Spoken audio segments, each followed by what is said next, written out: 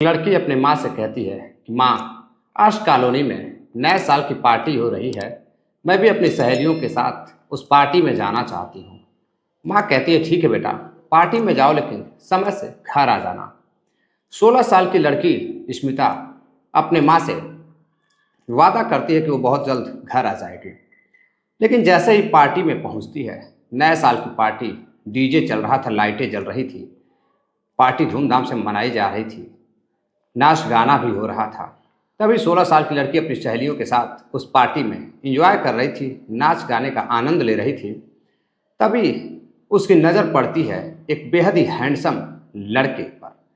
जैसे ही उस लड़के से उसकी नज़रें मिलती हैं, वो लड़के को देखने लगती है और लड़का भी लड़की को देखता है तो भी देखते ही रह जाता है। बेहद ही 16 साल की खूबसूरत लड़की स्मिता को जब वो एक नज़र देखता है तो उसकी भी नज़रें स्मिता से लड़ जाती हैं और दोनों की आंखें चार जब होती हैं, तब वहाँ से शुरू होती है एक अनोखी कहानी। अब वहाँ से जो लड़का रहता है वो लड़की के पीछे पड़ जाता है और उस पार्टी में दोनों की दोस्ती हो जाती है। अब यही लड़की की दोस्ती होती है और यहीं पर 16 साल की लड़की एक ऐसी गलती कर बैठती है जिसकी वजह से उसने सपने में भी नहीं सोचा था कि उसके साथ ऐसा भी कुछ होगा। आखिर साथियों उसके साथ ऐसा क्या होता है, आइए जानते हैं पूरी कहानी। तो नमस्कार, प्रणाम, मैं आपका अपना विशु राय। आज 2 दिनों के बाद मैं आपके लिए एक सच्ची घटना लेकर आया हूँ। 2 दिनों तक मैं क्यों नहीं आया, ये भी आपका सवाल होगा। बहुत सारे साथी, मेरे व्यूअर, सब्सक्राइबर साथी इंतज़ार कर रहे थे। तो साथियों, 2 दिनों से मेरी तबीयत, हेल्थ जो है काफ़ी ख़राब थी, फीवर हो गया था। तो आज मैं आपके लिए किसी तरह से हिम्मत जुटाकर कहानी लेकर आया हूँ। तो आप लोग प्यार भी दीजिएगा, सपोर्ट भी दीजिएगा।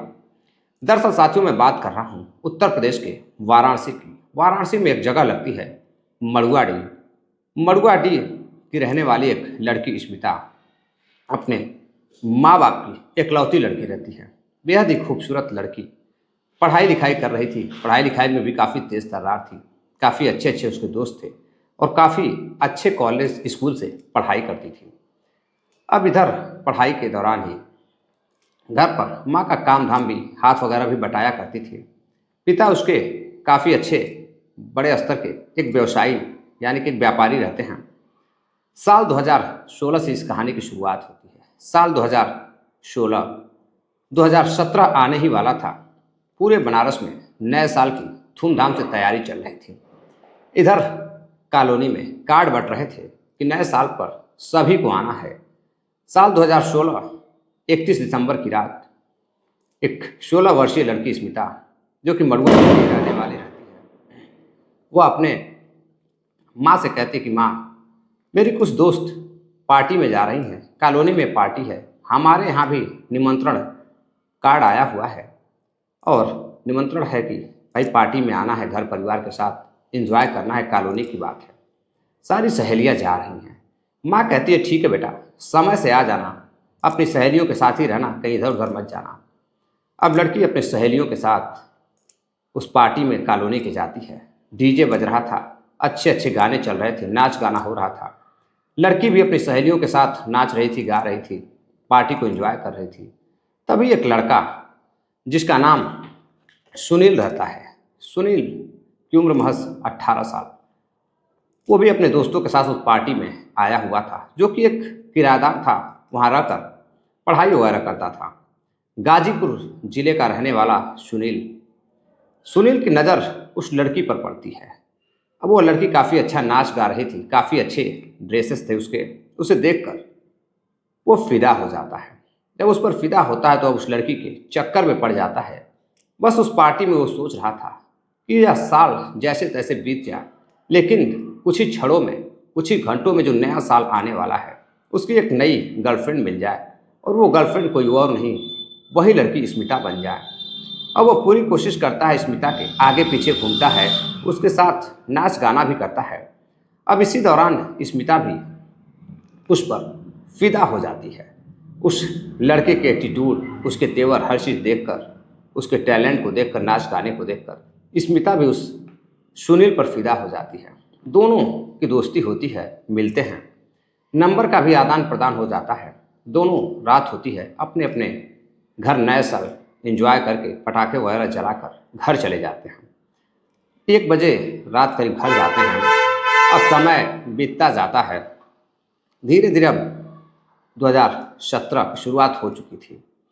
इधर 1 तारीख को लड़का, साल 2017, लड़की को फ़ोन करता है और कहता है कि स्मिता, मैं आपका इंतज़ार कर रहा हूँ, आप BHU आइए। लड़की तैयार होती है और बन ठन कर अपने नए दोस्त से मिलने के लिए बनारस BHU जाती है। वहाँ अपने नए दोस्त सुनील के साथ दिन भर रहती है। रेस्टोरेंट में पार्टी चलती है। दोनों की दोस्ती नए साल पर शुरुआत हो चुकी थी। अब इधर दोनों काफ़ी खुश थे।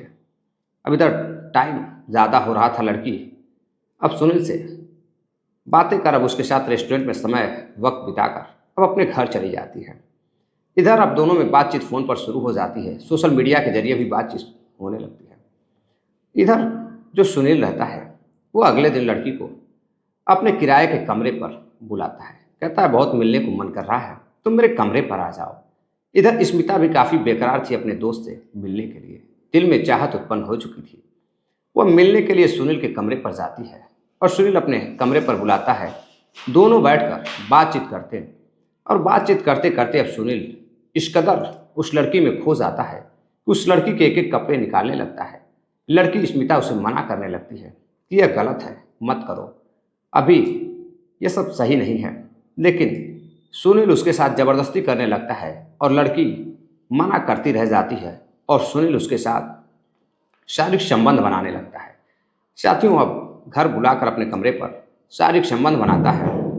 अब इसी दौरान स्मिता अब सुनील से बातचीत करती है। फिर बातचीत करने के बाद सुनील से कहती है कि जो तुमने किया ये सही नहीं किया। सुनील कहता है कि घबराओ नहीं, मैं तुमसे बहुत प्यार करता हूँ, मैं तुमसे शादी भी करूँगा। अब लड़की खुश होती है। अब वहाँ से अपने घर चली जाती है। घर जाती है। इसी बीच कई बार सुनील उसे कमरे पर बुलाता, तो कभी किसी रेस्टोरेंट ले जाता, कभी होटल ले जाता। दोनों की दोस्ती अब प्यार में धीरे धीरे बदल चुकी थी, बात आगे बढ़ चुकी थी। लेकिन इस दौरान करीब 3 से 4 महीने बीत जाते हैं और लड़का लड़की के साथ कई बार कमरे पर बुलाकर शारीरिक संबंध बनाता। जब एक दिन लड़का सुनील जब उसे फ़ोन करता है कि तुम कहाँ हो, आज फिर मन कर रहा है, बहुत याद आ रही है।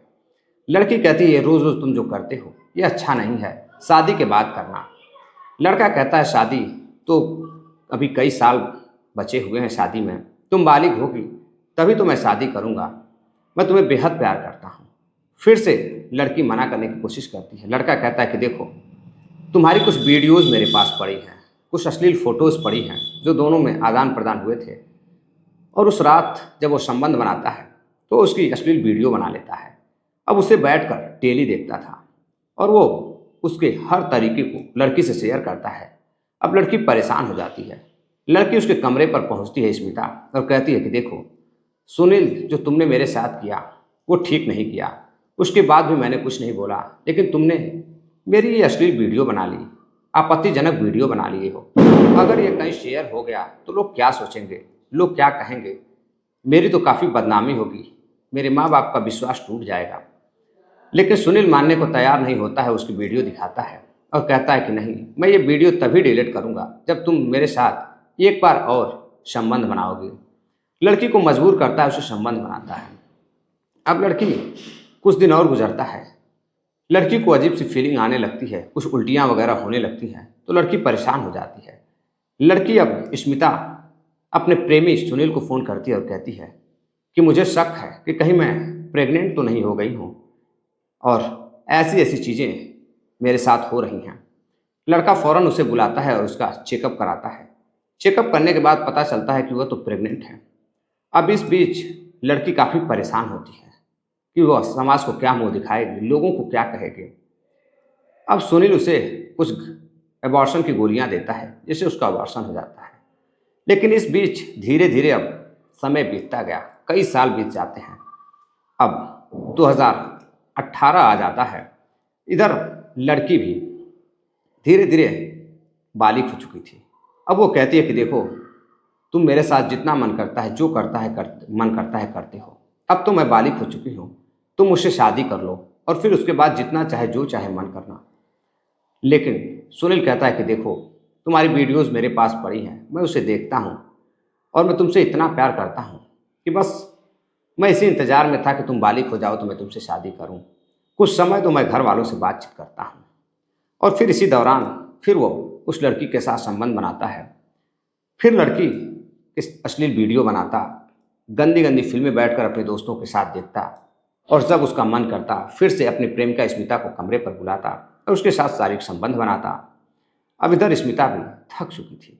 बार बार वो जब शादी की बातें करती तो बार बार कोई न कोई बहाना कर सुनील उसके साथ संबंध बनाता और फिर उसे घर छोड़ देता।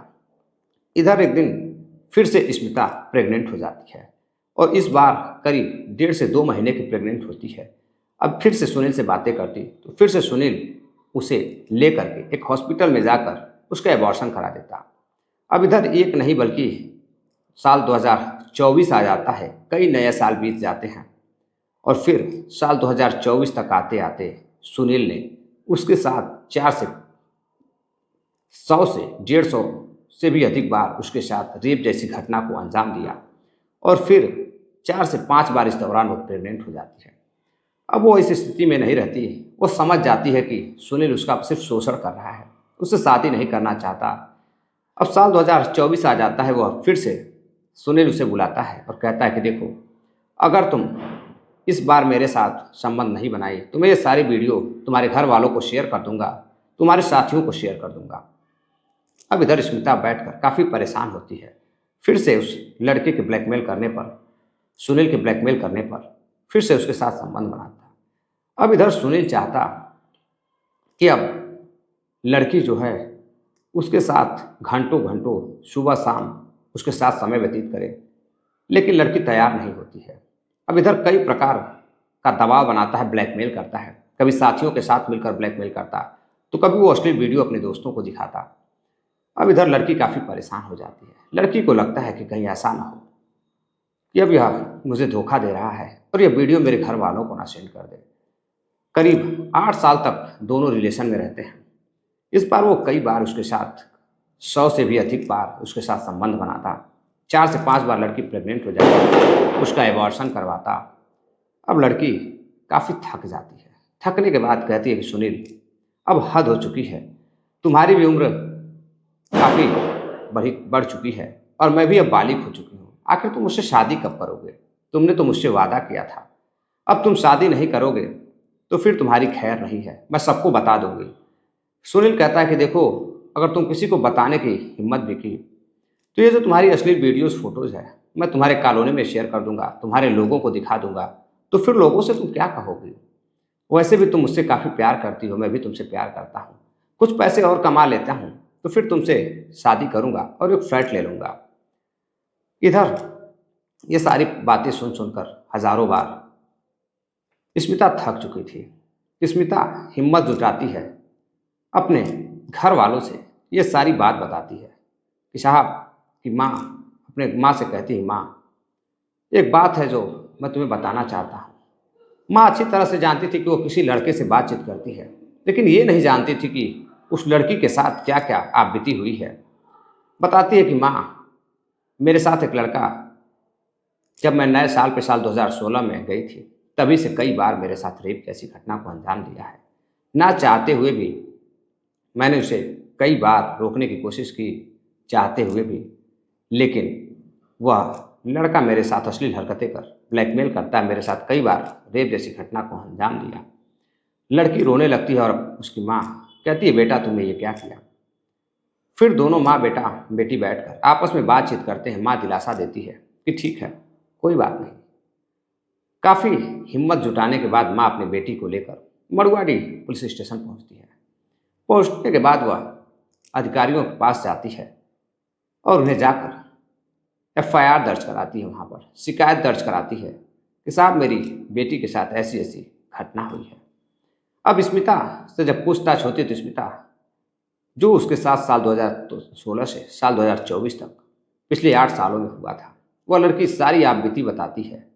और इधर पुलिस वाले अब लड़के की खोज में निकल जाते हैं। लड़के की खोज में जब निकलते हैं तो सुनील की लोकेशन ट्रेस कर गिरफ्तार कर लिया जाता है। सुनील से जब पूछताछ होती है तो सुनील पहले इधर उधर की बातें करता।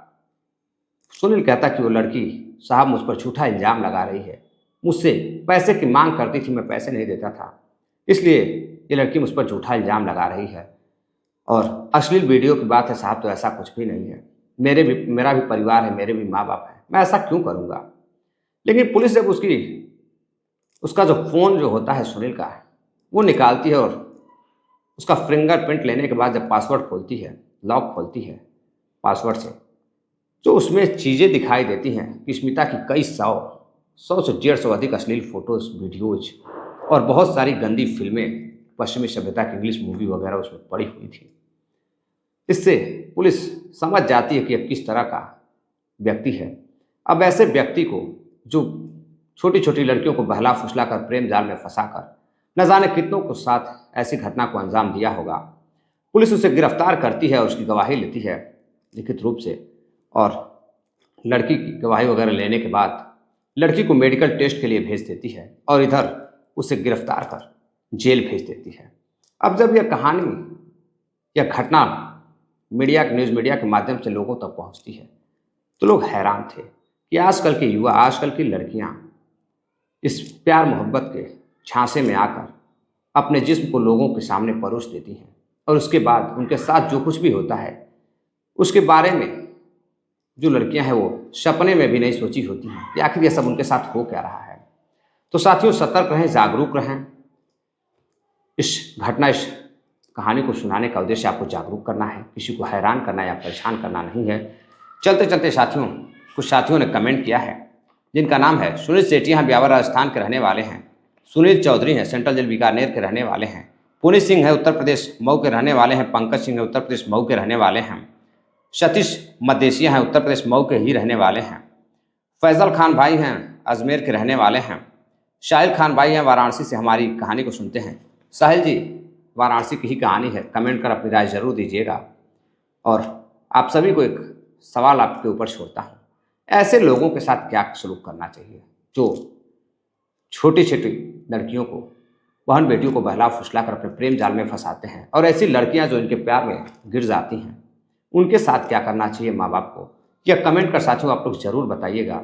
और कहानी को ज़्यादा से ज़्यादा शेयर करिएगा ताकि आजकल के युवा जो बहक रहे हैं, जो बहन बेटी इस तरह के दरिंदों के जाल में फंस रहे हैं, वह सतर्क रहें, जागरूक रहें। नमस्कार।